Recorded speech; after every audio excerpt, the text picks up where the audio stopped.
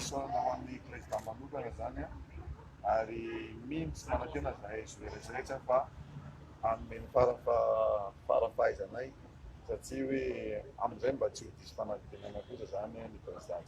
Tsy pression le izy?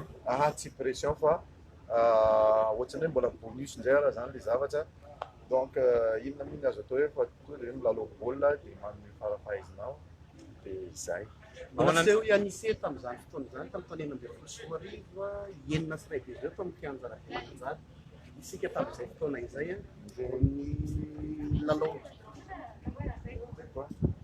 ny lalao mandrositsika resorosray miverina enina sy iray zany hoe alosolonina le seny République démocratique Congo antsika tao anatin'ny herintaona monja. Ahoana misy firiantena zay? Mararaka miala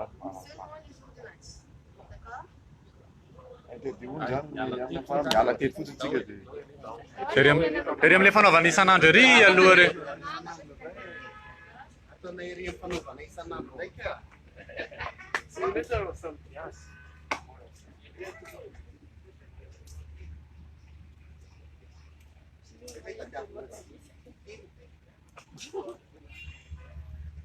Etsy anisy eto amin'ny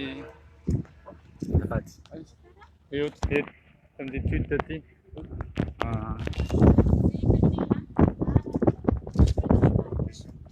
Averina ilay izy hoe efa vita ilay président. Fa le resaka tamin'ny 2016. Dia hoe valoroa ny fitambaran'ilay ao anatin'ny herintaona monja zany valoroa compétition anankiray ilay izy éliminatoire ny CAN 2017 amin'izao mety anao ahoana no mety hoe hiatrehana an'izany hoe République démocratique Congo zany mety mivadik pression be le izy akoatr'izay. Ok, efa iaraha malala moa zany fa mbola betsaka be ny zoeratsinanao tamin'ireny ny expatrié. Fa na izany na zany dia za gazy tsy maintsy marary anahy foana zany résultat zany. Ka amin'ity lahady zany anisan'ny hoe matitra goavana be ary mba hamaly moa zany tsika satria mba ino izy mba hampiakatra ny firenentsika satria amin'ny malagasy anazy dia marary amiko zany hoe resy enina sy iray zany. Donc amin'ny lahady hamaly an'izay zavatra izay tsika. Ahoana ny état d'esprit ny ekipa ny groupe hatrehanan'ilay lalao amin'ny lahady zany? Amin'ny état d'esprit aloha amin'izao dia efa faly daholo mibandy rehetra, tsisy ambampo mihitsy na dia le zoeratsy milalao ireny fa tonga dia fantatra mihitsy zany fa ohatrany hoe famille zany ny ekipa amin'ny Barea. Donc zay zany tena mahafinaritra be ary izay anisan'ny ahitantsika ireny vokatra mahafinaritra ireny ambony kianja ireny satria tsika rehetra miaraka manao an'ilay zavatra fa tsy le iraika ambin'ny folo ihany. Misy firy amin'ireo mpilalao ny Congo ireo tena fantafantatrinareo anatin'ny Barea? Tsy dia maro ny fantako fa le ataka baka ambony io zao ny haiko satria efa voatatra taminahy tamin'ny zatany any France.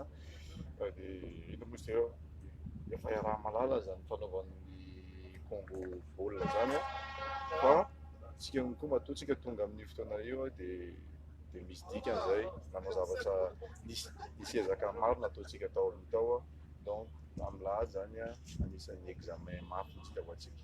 Anisy tafiditra anatin'ilay tipany éliminatoire dika inona ho any anisy ilay izy aro an'ny groupe en général? Marina zany fa tafiditra anatin'ny équipe tipany CAN iny. Ho anahy zany tsy dia ino moa tsy dia hoe fierté loatra na hoe ohatran' izany fa ny tena mahafinaritra anahy zany dia ny andehanan'ny Barea fa alavitra indrindra amin'ity CAN izay no tena mahafaly anahy fa raha ohatrany hoe mahazo trophée meilleur joueur na ohatran'izany na hoe équipe ty fa plus zany zavatra zany ohatrany hoe plus ho anazy zany fa tsy dia na important loatra noho ny ankoatran'ny Barea ho lasa lavitra. Anisy resabe momba ny République démocratique Congo hoe atao anatin'ilay tsolotra inona ty tsy nanova ninina ve izay rehetra izay? Tsy manova ninina zany zavatra zany fa tsy azo atao anaty loha mihitsy izay zavatra izay satria mety déconcentré ny lohanao. Donc tsy misy sasana lohany zany fa izay mihaona amintsika eo dia ho ataontsika amin'ny fo madio. Afatra ho an'ny petit baolina kitra malagasy mivoaka malagasy ary 2 andro alohan'ny lalao iaonantsika amin'ny République démocratique Congo. Fa ho an'ny vahoaka rehetrarehetra any Madagasikara izay aloha dia tena faly mihitsy satria mahita an'ity avion ho avy hiatrika an'ity match amin'ny lahady dia mampanantena an'izay olona rehetra tsy tonga tsy ho avy amin'io match io fa hanome farafahaizana izay amin'ny lahady ny Barea miara-monina Barea Vonona. Coach, Okay. coach. Panahary story. Ah, andrasana. Isan'asa. Coach.